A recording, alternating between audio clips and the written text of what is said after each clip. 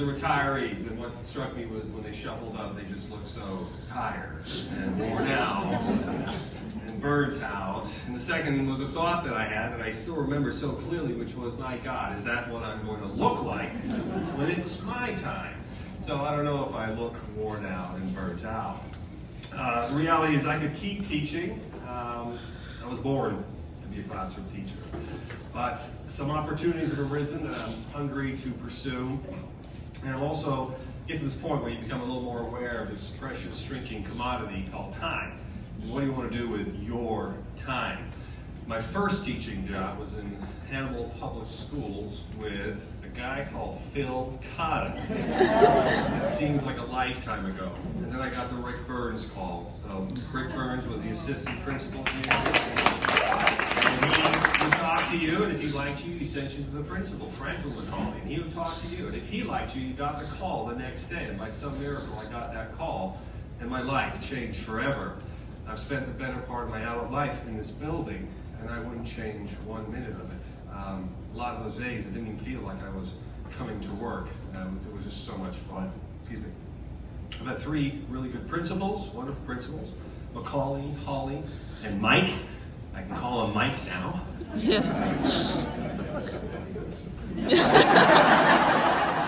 going to give me lunch duty? Mike has had my back on more than one occasion when I screwed up.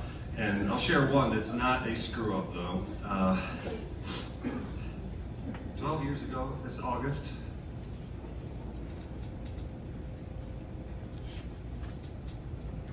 my younger brother BJ passed away unexpectedly.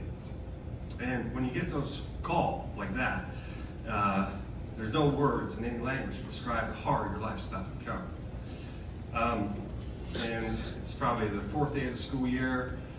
Got the call a couple hours earlier, so I stumbled into school in shock, going up and down, long-term subs, lesson plans, and Mike's on the DF lot, and I just go to him, and all he said to me was, I got this.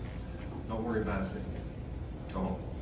And in the time it takes you to flip a light switch, he's a pretty substantial burden on the most traumatic day of my life. They're split up, but to the hardest working department in this building, the current and former members of the English department.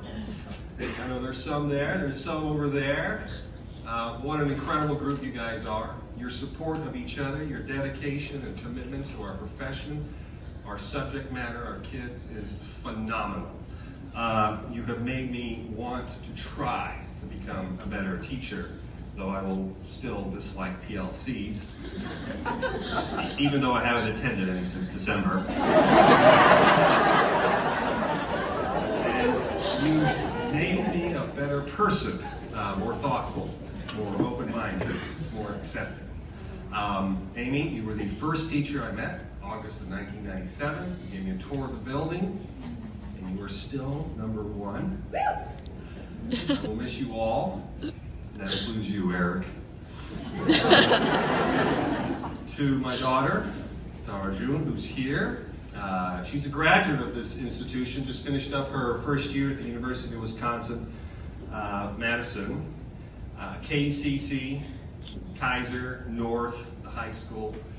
Her mother and I are eternally grateful to each and every one of you that crossed paths with her. Her teachers, staff members, her coaches, administrators. You have imprinted a part of yourself on her, which is what we do as educators. And this extraordinary young woman that she is, thoughtful, stoic, compassionate, loyal, and explorer, she